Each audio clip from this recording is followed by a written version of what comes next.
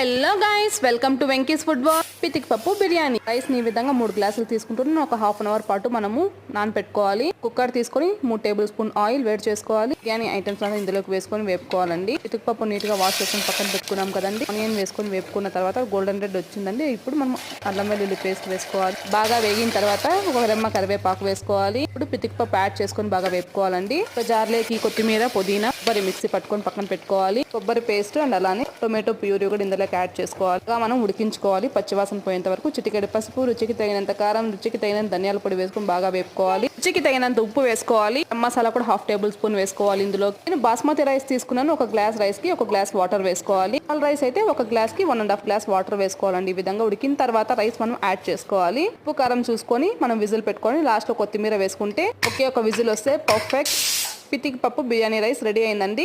Like and subscribe చేసుకొని మన channel ని పితిక్ పప్పు బిర్యానీ విత్ రైతా.